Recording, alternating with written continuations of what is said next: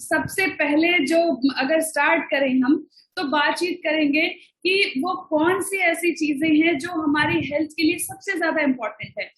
जैसे कि अभी डॉक्टर साहब आप लोगों से बातचीत कर रहे थे कि हेल्थ के अगर देखें तो हम सभी को ये पता है कि हेल्थ हमारी लाइफ में सबसे इम्पोर्टेंट है। स्वास्थ्य ही सबसे बड़ा धन है, और इसको अच्छा रखने के लिए हर कोई अलग अलग चीजें कर रहा होता है। किसी को लगता है कि हम हर दिन उठ करके सुबह टहलने के लिए जाते हैं तो हम अपनी हेल्थ का अच्छा ध्यान रख रहे हैं। किसी को लगता है कि मैं खाने का बहुत अच्छा ध्यान रखता हूँ। किसी को लगता है कि मैं अपने आप को रिफ्रेश करता रहता हूँ, या कुछ लोग हैं अपनी हेल्थ का ध्यान रखने के लिए थोड़े टाइम काम करते हैं, थोड़ा सा ब्रेक लेते हैं। तो हर किसी के लिए अलग अलग चीजें होती हैं। तो आज हम इन सारी चीजों के बारे में थोड़ा थोड़ा डिस्कशन करेंगे आपके साथ कि ये सारी चीजें क्या होती हैं। तो हेल्थ के बारे में एक चीज तो हम सभी मानते हैं कि अगर आज की डेट में हम अपने स्वास्थ्य को अच्छा रखना चाहते हैं तो बहुत जरूरी है रेगुलर एक्सरसाइज करना। और एक्सरसाइज करना, अगर इसको हम देखें तो एडिक्वेट एक्सरसाइज क्या होती है, तो बस आप इसको ऐसे समझ सकते हैं कि कई बार हमें लगता है कि हम थोड़ा बहुत टहलते घूमते हैं या दिन भर हम चलते हैं, उसमें हमारी एक्सरसाइज हो जाती है। लेकिन ये बात आपको हमेशा याद रखना चाहिए कि वॉकिंग जो है वो एक एक्टिविटी है, इससे आप अपने आप को एक्टिव रख पाते हैं। लेकिन एक्सरसाइज वो होती है जब आप अपनी मसल्स को मूव करते हैं, जब अपनी मसल्स को टीयर डाउन करते हैं। तो इसलिए रेगुलर एक्सरसाइज करने की आदत हम सभी को डालनी चाहिए। दूसरी चीज है, सिर्फ एक्सरसाइज करने से काम नहीं चलता है, वो बॉडी को हील करने के लिए प्रॉपर न्यूट्रिशन की जरूरत होती है। और इसके ऊपर आज हम डिटेल में चर्चा करेंगे कि किस तरीके से बॉडी को न्यूट्रिशन की जरूरत होती है, इसकी इन सारे न्यूट्रिएंट्स की जरूरत क्यों होती है, और ये न्यूट्रिएंट्स हमारे बॉडी में क्या काम करते हैं। तो इसके बारे में हम बातचीत करेंगे। थर्ड होता है कि हमने अच्छा एक्सरसाइज भी कर रहे हैं, हम अच्छा खाना भी खा रहे हैं, लेकिन अगर हम एडिक्वेट स्लीप नहीं ले रहे हैं, मतलब हम 7 से 8 घंटे की नींद हर दिन नहीं ले पा रहे हैं, तो हमारी बॉडी में प्रॉब्लम्स आ सकती हैं। क्योंकि सबसे पहला जो शुरुआत होती है जब हमारी नींद नहीं पूरी होती है, तो हमारा स्ट्रेस लेवल इंक्रीज होता है। और स्ट्रेस लेवल इंक्रीज होने की वजह से कॉर्टिसोल हार्मोन का लेवल हमारी बॉडी में बढ़ जाता है, और वो बहुत सारी प्रॉब्लम्स को कॉज करता है, चाहे वो कैंसर जैसी प्रॉब्लम्स हो या हार्ट की प्रॉब्लम्स हो। तो इसलिए रिलैक्सेशन एंड स्लीप भी उतना ही इम्पोर्टेंट है जितना कि एक्सरसाइज करना और अच्छा न्यूट्रिशन लेना। और फोर्थ जो पिलर है ये है पॉजिटिव मेंटल एटीट्यूड। इसको कहते हैं क्योंकि हम अपने बारे में किस तरीके का फील करते हैं, किस तरीके का सोचते हैं। अगर हम आगे फ्यूचर को लेकर के होपफुल हैं, अगर हम खुश रहते हैं, तो हम ज्यादा हेल्दी रहेंगे।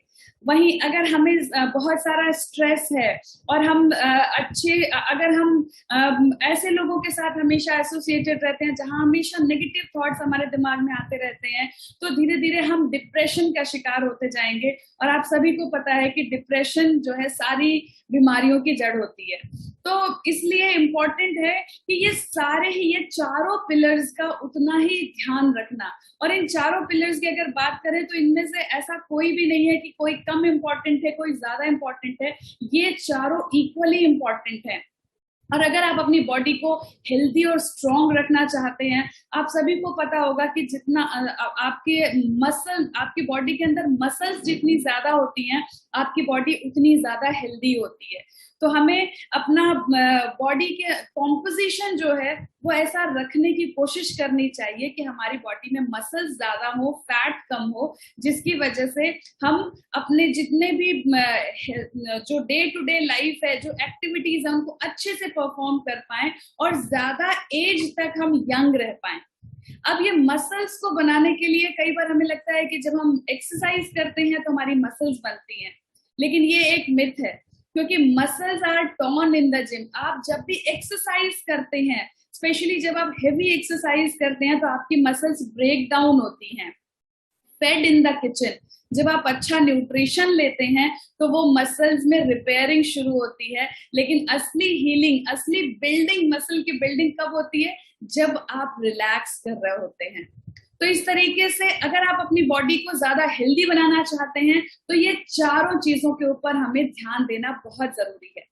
अब हम देखते हैं, समझते हैं कि हमारी बॉडी कैसी होती है। ये एक ह्यूमन बॉडी है और हमारी बॉडी जो है 11 बॉडी सिस्टम से मिलकर के बनी है। और ये सिस्टम्स आप में से ज्यादातर लोग जानते होंगे, जैसे कि nervous system, integumentary system, respiratory system, digestive, excretory, skeletal, muscular, endocrine, circulatory, reproductive and lymphatic system. तो ये बॉडी के सिस्टम्स हैं, इन्हीं से मिलकर के हमारा शरीर बना हुआ है। अब ये हर एक जो सिस्टम्स हैं वो ऑर्गन सिस्टम से बने हैं, यानी कि हर एक जो हमारा सिस्टम है वो कई सारे ऑर्गन से मिलकर के बना हुआ है। जैसे यहाँ पे डाइजेस्टिव सिस्टम का एग्जांपल लिया हुआ है। डाइजेस्टिव सिस्टम में आप देखेंगे कि हर एक, जैसे कि हर एक ऑर्गन सिस्टम ऑर्गन से बना है, ऐसे ही डाइजेस्टिव सिस्टम भी ऑर्गन से बना हुआ है। फिर ये ऑर्गन्स हमारे टिश्यूज से बने हुए हैं। टिश्यूज जो है ये सेल्स से बनी होती हैं और सेल्स वाटर, प्रोटीन, फैट और मिनरल्स से बने होते हैं। तो इस तरीके से हमने मोटा मोटा देखा कि हमारा ये जो पूरा शरीर है ये कोशिकाओं से मिलकर के बना है, सेल्स से मिलकर के बना है।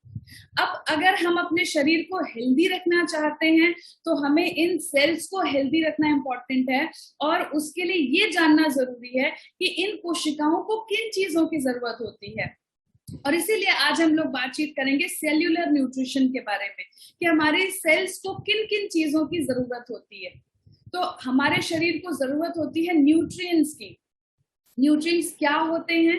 जो भी हम खाना खाते हैं उसके अंदर वो सारी चीजें जो हमारे शरीर की बिल्डिंग में काम आती है, हमारे शरीर को बनाने के लिए काम आते हैं, उन सारी चीजों को न्यूट्रिएंट्स कहते हैं, यानी कि पोषक तत्व कहते हैं।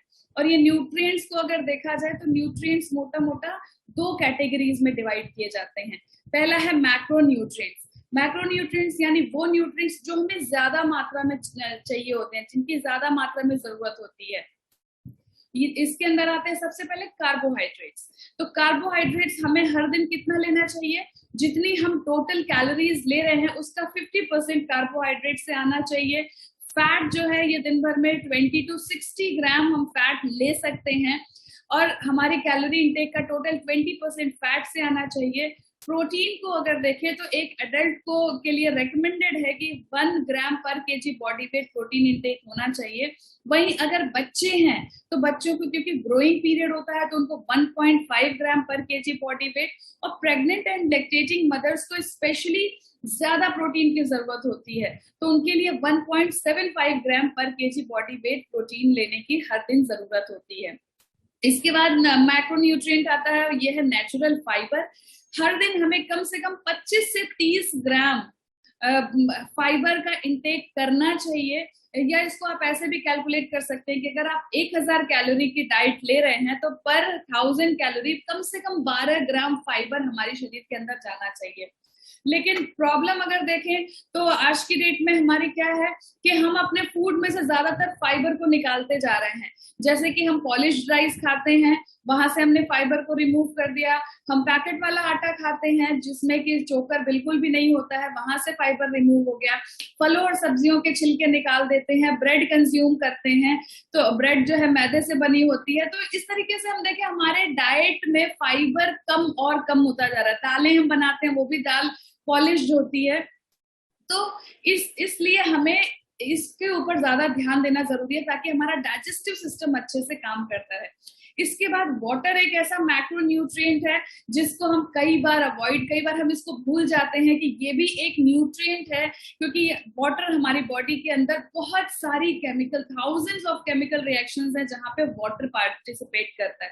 तो हमारे बॉडी सिस्टम्स अच्छे से काम करते रहे, इसके लिए हर दिन 2 से 3 लीटर पानी यानी 8 से 10 ग्लास पानी हमें जरूर पीना चाहिए। फिर जो सेकंड कैटेगरी है न्यूट्रिएंट्स की, इन्हें कहते हैं माइक्रो न्यूट्रिएंट्स। माइक्रो न्यूट्रिएंट्स वो न्यूट्रिएंट्स होते हैं जो हमें कम मात्रा में जिनकी जरूरत होती है। इसके अंदर आते हैं vitamins, minerals and phyto nutrients.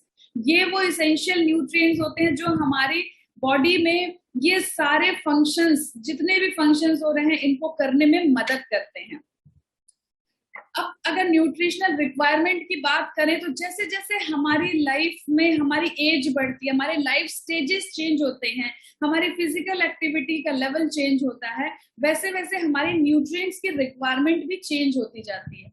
जैसे कि एक छोटा बच्चा होता है, वो उसको अच्छा एनर्जी रिच फूड की जरूरत होती है, उसको ज्यादा फैट एंड शुगर की जरूरत होती है, क्योंकि उसका बॉडी बहुत जल्दी जल्दी एनर्जी कंज्यूम कर रहा होता है, तो ब्रेस्ट मिल्क या फिर उसको एनर्जी रिच फूड्स की जरूरत होती है। वहीं जब बच्चे थोड़े बड़े होते हैं, बाहर की तरफ खेलने जाते हैं, तो इनको प्रोटेक्टिव फूड की जरूरत होती है, इनको भी एनर्जी रिच चाहिए क्योंकि इनकी बॉडी में ग्रोथ हो रही है, बॉडी बिल्डिंग फूड भी चाहिए क्योंकि जब ग्रोथ होती है तो अगर उस हिसाब से मसल्स नहीं बिल्ड हो रही हैं तो बॉडी वीक हो जाती है। और साथ ही साथ प्रोटेक्टिव फूड, क्योंकि ये बाहर खेलने के लिए जा रहे होते हैं तो इन्हें इम्यूनिटी बिल्ड करना जरूरी है, तो इसलिए इन्हें मिल्क, वेजिटेबल एंड फ्रूट्स ऐसी खाने की जरूरत होती है। फिर यंग अडल्ट को देखें, यानी टीन एज के बाद यंग अडल्ट में क्या होता है कि इस एज में बच्चों की हाइट तो बढ़ जाती है, लेकिन उस हिसाब से वो शायद मसल नहीं गेन कर पाते हैं, जिसकी वजह से वो थिन एंड टॉल दिखाई देते हैं। तो इस टाइम पे उन्हें जरूरत होती है बॉडी बिल्डिंग की। बॉडी बिल्डिंग मतलब मसल बिल्डिंग की, और साथ ही साथ प्रोटेक्टिव फूड्स, क्योंकि वो बहुत ज्यादा जगह पे एक्सपोज्ड होते हैं, तो इसलिए इन्हें body building and protective foods की जरूरत है। फिर एक स्टेज आती है जहां पे स्पेशली फीमेल्स को अगर देखें तो वो चाइल्ड बेयरिंग एज में आती हैं, जहां पे प्रेगनेंसी, लैक्टेशन, इन सारे फेजेस से गुजरती हैं, तो उस टाइम उन्हें ज्यादा न्यूट्रिशन की जरूरत होती है, उन्हें कुछ एक्स्ट्रा कैलोरीज की जरूरत होती है प्रेगनेंसी और लैक्टेशन के दौरान।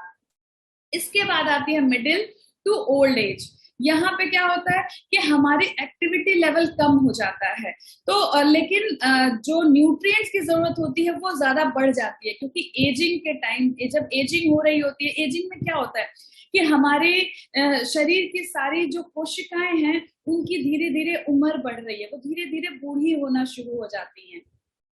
तो अपनी इन सारी कोशिकाओं को को यंग बनाए रखने के लिए ज्यादा न्यूट्रिशन की जरूरत होती है। तो इस एज में क्या होता है कि कैलोरी की रिक्वायरमेंट कम हो जाती है, लेकिन न्यूट्रिएंट्स की रिक्वायरमेंट बढ़ जाती है। इसीलिए यहाँ पे सेलेक्टिव फूड का इंटेक करना जरूरी होता है, जो कि न्यूट्रिएंट डेंस हो और लो फैट हो। तो इस तरीके से हमने देखा कि जैसे जैसे हमारी एज बढ़ती है, हमारी लाइफ में अलग अलग स्टेजेस आते हैं, हर एक स्टेज में न्यूट्रिशनल रिक्वायरमेंट्स चेंज हो जाती हैं। लेकिन अगर हम प्रैक्टिकली देखें तो हमारे घरों में ये हर एक एज ग्रुप के लोग होते हैं, और हमारे घर में एक जैसा खाना बनता है। अब एक जैसा खाना बनता है तो हम सभी एक जैसा खाना खा रहे होते हैं, वहां पे कहीं ना कहीं हमें ये देखने की जरूरत है कि किस एज ग्रुप में किस तरीके की फूड की रिक्वायरमेंट ज्यादा है, उसके हिसाब से हम कैसे इन चीजों को एडजस्ट कर सकते हैं। अब एक और चीज है कि जैसे जैसे समय बीता है, हमारी लाइफस्टाइल चेंज हुई है, और अगर हम आज से 50 साल पहले को देखें या 30 साल पहले को भी देखें, उस टाइम में और आज की डेट में बहुत सारी चीजें बदल गई हैं, क्योंकि पहले हम ज्यादातर काम मसल पावर से किया करते थे, लेकिन जैसे जैसे टेक्नोलॉजी एडवांस हो रही है, हम ज्यादातर काम मशीन पावर से कर रहे हैं, जिसकी वजह से हमारा कैलोरी का जो रिक्वायरमेंट है वो घट गया है, लेकिन वहीं हमारी न्यूट्रिशनल रिक्वायरमेंट्स नहीं कम हुई है, हमारी न्यूट्रिएंट्स की रिक्वायरमेंट कम नहीं हुई है। क्योंकि अगर हम चाहते हैं कि हमारी एजिंग स्लो हो, अगर हम चाहते हैं कि हमारी बीमारियां जल्दी जल्दी ना हो, तो न्यूट्रिशन का ध्यान देना इंपॉर्टेंट है। तो अगर हम पहले के टाइम में देखें तो न्यूट्रिशनल रिक्वायरमेंट्स कुछ ऐसी हुआ करती थी, जहां पे कैलोरी का कंजम्पशन बहुत ज्यादा होता था, तो 5 से 7 बार कहा जाता था कि हमें अनाज और जितनी भी ग्रेन वाली चीजें हैं, जैसे कि रोटी, पास्ता, ब्रेड, चावल, ये सारी चीजें हमें 5 से 7 बार खानी चाहिए।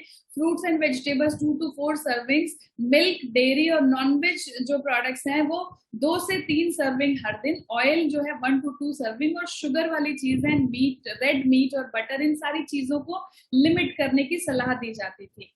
आज की डेट में हम देखें तो ये सिनेरियो काफी हद तक चेंज हो गया है, और आज की डेट में हमारे फूड पिरामिड के जो बेस में सबसे पहले आ गया है वो है एक्सरसाइज एंड सप्लीमेंट्स। क्योंकि हमारी फिजिकल एक्टिविटी कम हो गई है तो हमें एक्सरसाइज करने की सलाह दी जाती है, और साथ ही साथ क्योंकि हमें न्यूट्रिएंट डेंस फूड की जरूरत है तो सप्लीमेंट्स बहुत जरूरी हो गए हैं।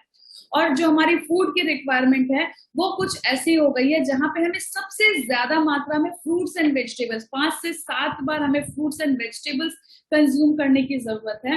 होल ग्रेन्स वाली चीजें जो भी हैं वो 2 to 4 सर्विंग्स, साथ ही साथ प्रोटीन रिच फूड्स जो है वो 2 to 3 servings, oil and butter को हमें लिमिट करने की जरूरत है। अब ये न्यूट्रिएंट्स हमारी बॉडी में जाके करते क्या है इसको देखें तो सबसे पहले हम बात करेंगे प्रोटीन की। प्रोटीन जो है हमारी बॉडी के बिल्डिंग ब्लॉक्स को बनाता है। ये हमारे बॉडी के अंदर जितने भी टिश्यूज हैं उनको रिपेयर और रिप्लेस करता है, क्योंकि हमारे जितने भी हमारे बाल, नाखून, दांत, स्किन, ब्लड, ये सारी चीजें प्रोटीन से बनी हुई हैं। तो ये इन सब की रिपेयरिंग और सही से काम करने के लिए प्रोटीन की जरूरत है। इसके साथ ही साथ हमारी बॉडी के अंदर ऑक्सीजन सही से कैरी होता रहे उसके लिए भी हमें प्रोटीन की जरूरत होती है, क्योंकि हीमोग्लोबिन जो ऑक्सीजन को कैरी करता है उसमें हीम जो है वो आयरन है और ग्लोबिन प्रोटीन होती है। तो अगर हीमोग्लोबिन को अच्छा रखना चाहते हैं ताकि ऑक्सीजन हमारा अच्छे से कैरी हो, ताकि हम सारे काम अच्छे से कर पाए, हम एनर्जेटिक और फ्रेश फील करें, उसके लिए प्रोटीन इंपॉर्टेंट है। साथ ही साथ अगर आप अपना इम्यून सिस्टम स्ट्रॉन्ग करना चाहते हैं तो उसके लिए जरूरत होती है एंटीबॉडीज की, क्योंकि एंटीबॉडीज वो सेल्स होती हैं जो हमारे शरीर के अंदर कोई भी बाहरी चीज जब भी अटैक करती है, कोई भी वायरस, बैक्टीरिया, कोई भी फॉरेन एलिमेंट्स जब अटैक करते हैं तो ये एंटीबॉडीज उसके ऊपर अटैक करती हैं और उसको खत्म करती हैं।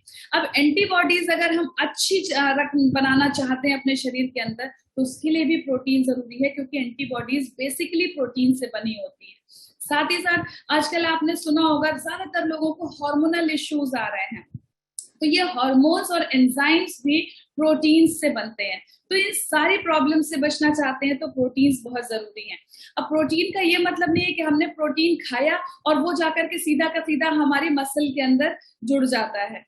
प्रोटीन रिच फूड जब भी आप खाते हैं तो आपकी बॉडी के अंदर डाइजेस्ट होकर के अमीनो एसिड्स के अंदर ब्रेक डाउन होता है और फिर हमारा शरीर उन अमीनो एसिड्स को यूज करके अपने हिसाब से, उसकी रिक्वायरमेंट के हिसाब से प्रोटीन्स को खुद बनाता है।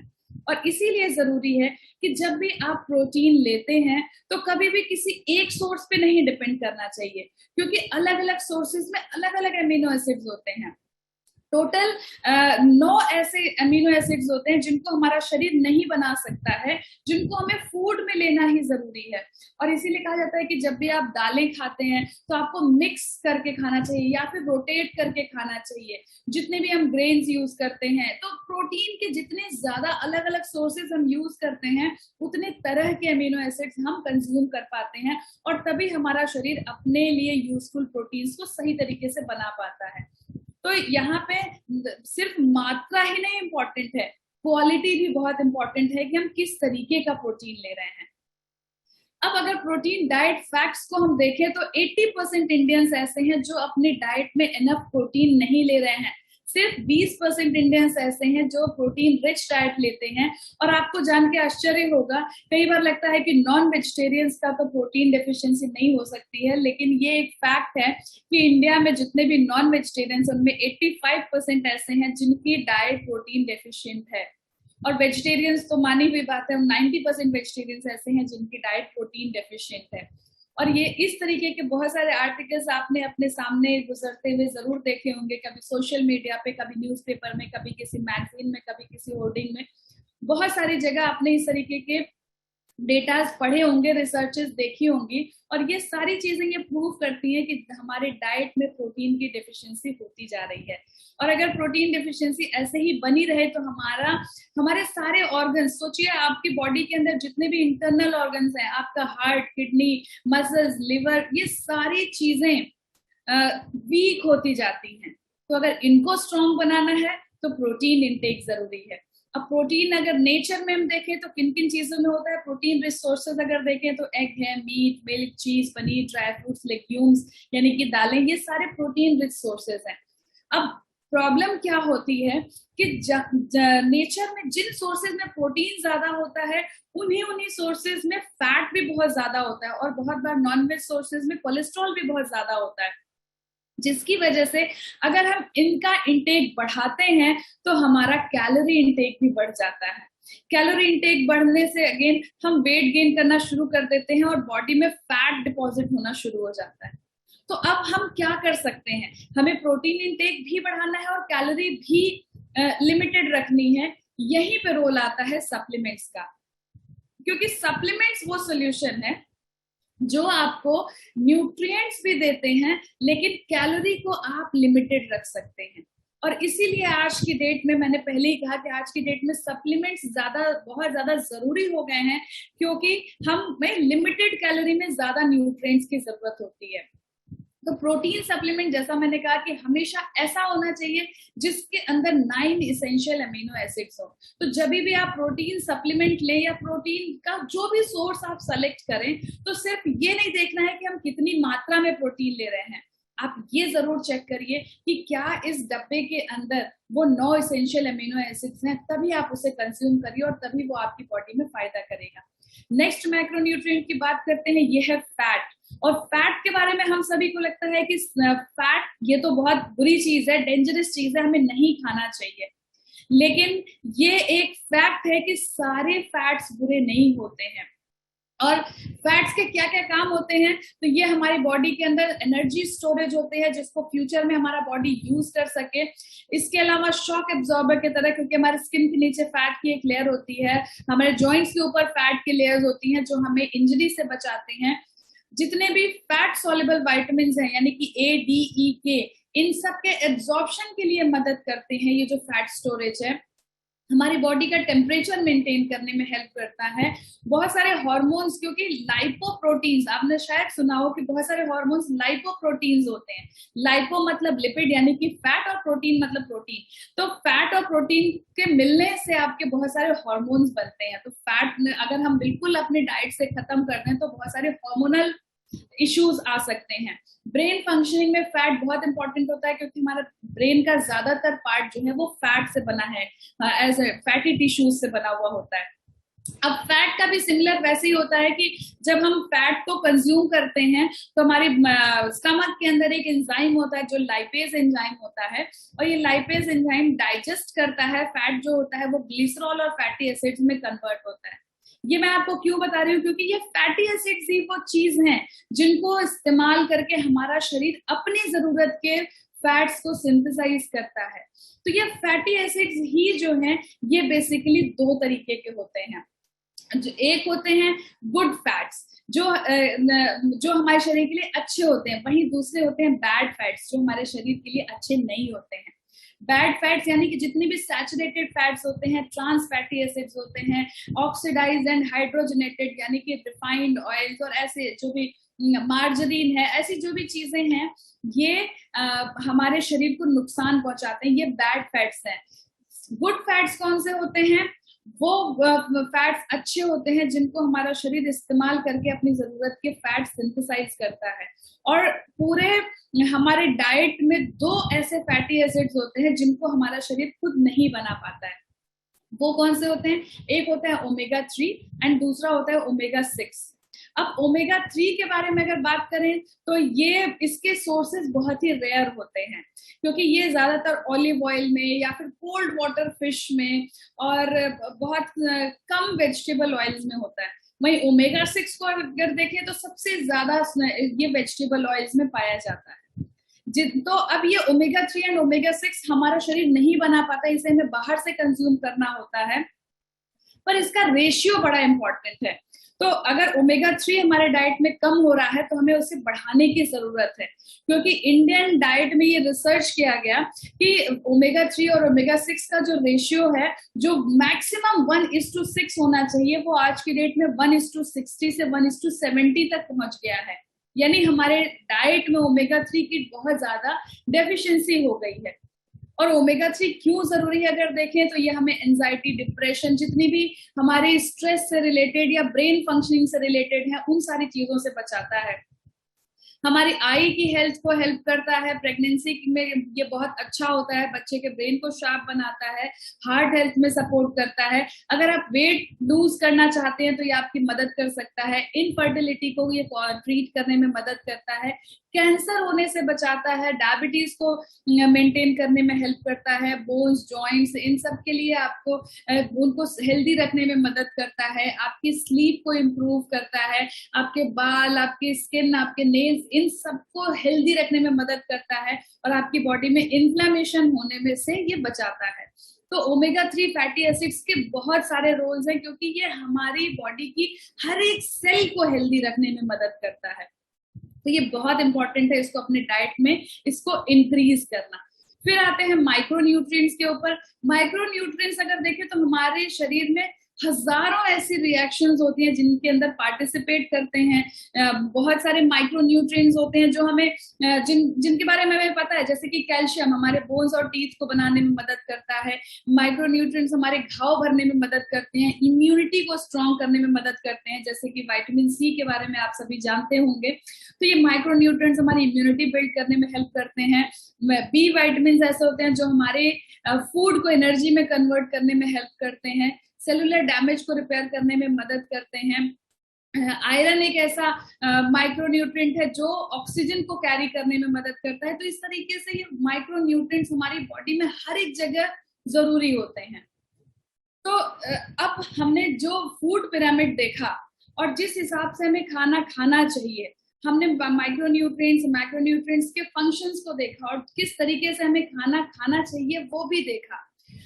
अब ये प्रैक्टिकली ये पाया गया कि हमारी डाइट में जो रिक्वायरमेंट है वो कुछ और है और एक्चुअली हम जो खाना खा रहे हैं वो कुछ अलग तरीके का खा रहे हैं, जिसकी वजह से हमारे डाइट में कार्बोहाइड्रेट एंड फैट तो जरूरत से ज्यादा हो गया है, वहीं प्रोटीन, विटामिन्स, मिनरल्स और फाइबर की कमी हो गई है।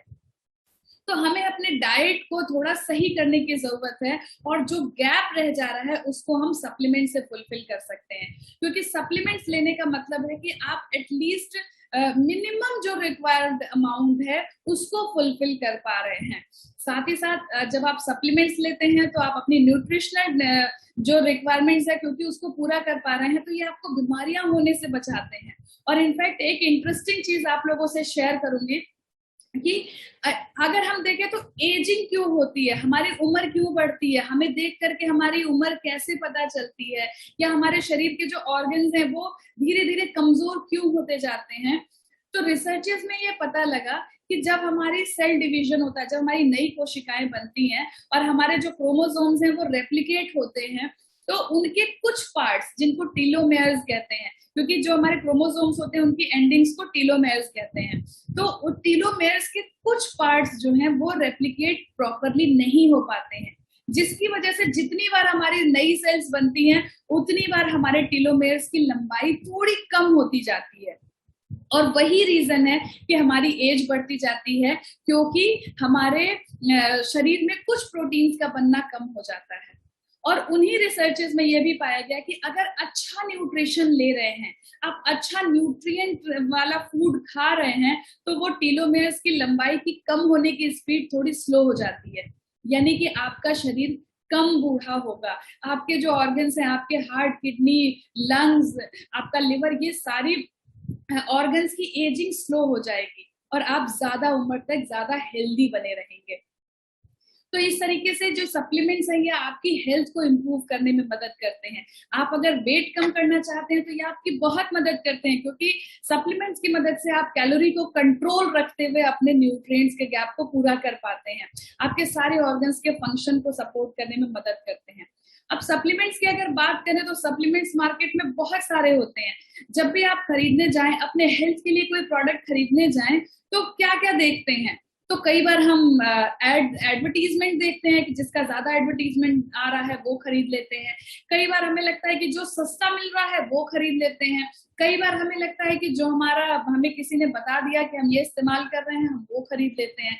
लेकिन आप अगर देखें, जब भी आप सप्लीमेंट चूज करें तो आपको थोड़ा अपना दिमाग लगाना बहुत जरूरी है। और आपको क्या चीजें ध्यान में रखनी चाहिए कि सबसे पहले तो जो भी आप सप्लीमेंट्स यूज कर रहे हैं वो नेचुरल होने चाहिए, क्योंकि जब भी आप सिंथेटिक चीजें यानी मैन मेड चीजें यूज करते हैं वो आपको नुकसान पहुंचाती हैं।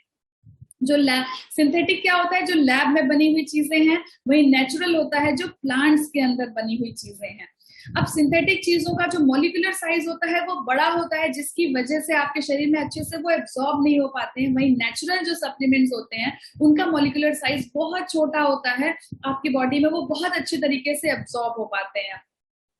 और सिंथेटिक सप्लीमेंट जब भी आप लेते हैं तो आप देखेंगे कि उसके अंदर अगर आपने विटामिन सी का सप्लीमेंट लिया तो उसमें बहुत ज्यादा विटामिन सी ही होता है, बाकी अदर चीजें नहीं होती हैं।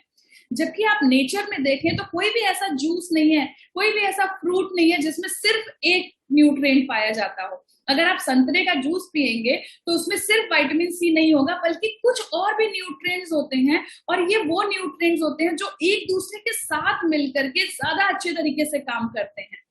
तो जब भी आप सिंथेटिक सप्लीमेंट लेंगे उसके अंदर सिर्फ एक न्यूट्रिएंट पाया जाएगा, वहीं प्लांट बेस्ड जो सप्लीमेंट्स होते हैं उसके अंदर उन न्यूट्रिएंट्स का कॉम्बिनेशन पाया जाता है जो आपके शरीर में बेहतर तरीके से काम कर पाता है। जैसे कि यहाँ पे आप देख पा रहे होंगे, ये मैन मेड विटामिन सी है, यहाँ पे सिर्फ एक पीक यानी सिर्फ एक न्यूट्रिएंट पाया जाता है। वहीं एसिरोला चेरी के कॉन्सेंट्रेट को जब देखा गया क्रोमेटोग्राफी में तो उसमें कई सारे न्यूट्रिएंट्स पाए जाते हैं।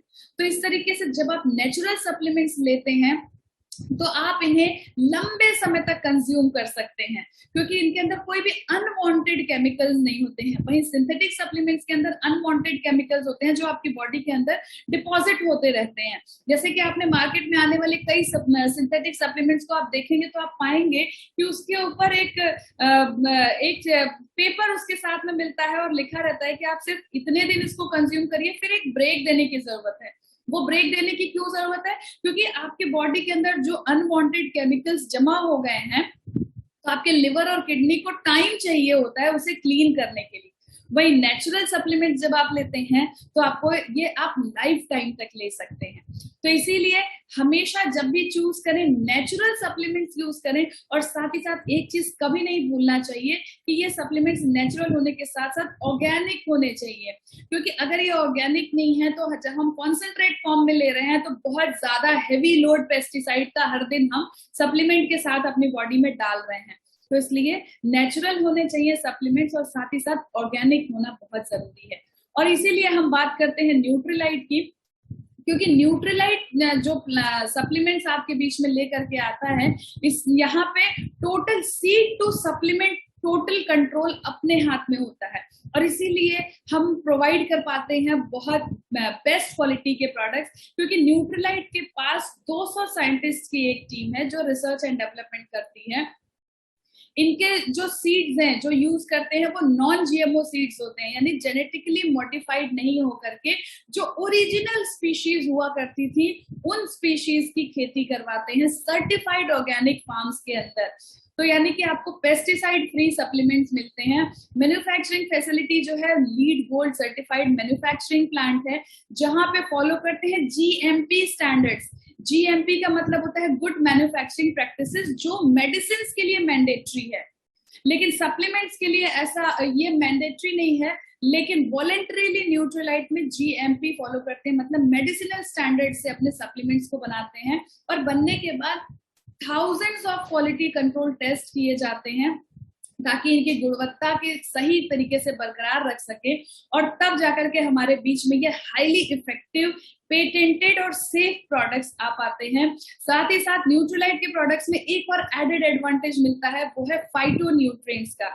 फाइटो न्यूट्रिएंट्स वो न्यूट्रिएंट्स होते हैं जो पौधों के अंदर पाए जाते हैं और पौधों को इम्यूनिटी प्रदान करते हैं, लेकिन जब हम इन फलों सब्जियों को तोड़ करके रख देते हैं तो ये फाइटो न्यूट्रिएंट्स डिस्ट्रॉय होना शुरू हो जाते हैं, और 24 घंटे के अंदर बहुत सारा अधिकांश हिस्सा फाइटो न्यूट्रिएंट्स का डिस्ट्रॉय हो जाता है, नष्ट हो जाता है, खत्म हो जाता है। न्यूट्रीलाइट सप्लीमेंट्स को इस तरीके से प्रोसेस किया जाता है कि विद इन 24 आवर्स ये ऐसे फॉर्म में कन्वर्ट हो जाते हैं जहां पे ये फाइटो न्यूट्रिएंट्स लॉक हो जाते हैं और इनका फर्दर डिग्रेडेशन नहीं होता है, जिसकी वजह से जब आप इनको कंज्यूम करते हैं तो वो बिल्कुल फ्रेश फ्रूट्स एंड वेजिटेबल्स से होने वाले बेनिफिट्स आपको मिलते हैं। और ये है फाउंडेशन सप्लीमेंट्स, जिसके अंदर आते हैं protein powder, daily and omega 3। ये 3 ऐसे सप्लीमेंट्स हैं। मैंने आपसे आज जो भी बातचीत की मैं आपको जरूर रेकमेंड करूंगी कि ये 3 ऐसे सप्लीमेंट्स हैं जिनको कहते हैं foundation supplements for good health. अगर आप अच्छा स्वास्थ्य पाना चाहते हैं तो आप अच्छी एक्सरसाइज भी करिए, अच्छा रेस्ट भी करिए, और अच्छे लोगों के साथ एसोसिएट रखिए, बड़े ड्रीम्स रखिए, बड़े गोल्स बनाइए जिनको चेज करिए, अच्छा मेंटल एटीट्यूड रखिए, डाइट के ऊपर ध्यान रखिए, लेकिन साथ ही साथ आप इन सप्लीमेंट्स को जरूर अपने डाइट में ऐड करिए, क्योंकि इन चीजों की जरूर हमारे डाइट में कहीं ना कहीं कमी पाई जा रही है। और अगर आप अपनी सेहत का अच्छा ध्यान रखते हैं, इन सप्लीमेंट्स को यूज करते हैं, तो आपको बहुत सारी बीमारियों से ये बचा सकते हैं। यहाँ पे आप लिस्ट देख सकते हैं, heart disease, cancer, diabetes, obesity, hypertension, high cholesterol, stress, ऐसी बहुत सारी लाइफस्टाइल डिजीज। लाइफस्टाइल डिजीज क्या होती है? वो बीमारियां जिनका कोई क्योर नहीं होता है, जो अगर ये बीमारियां एक बार हो जाए तो ये पूरी तरीके से कभी भी हमारी लाइफ से जाती नहीं है। इन बीमारियों को होने से बचा जा सकता है अगर आप अपने स्वास्थ्य का अच्छा ध्यान रखना शुरू करते तो मैं आज की जो मैंने बातचीत की, मुझे उम्मीद है कि आपने जरूर कुछ ना कुछ चीजें जरूर सोची होंगी कि मुझे अपनी लाइफस्टाइल में ये चीजें ऐड करनी है। और मेरी हार्दिक इच्छा है कि आप सभी अपने स्वास्थ्य का ध्यान रखें, ताकि आप इन होने वाली बीमारियों से अपने आप को बचा सके।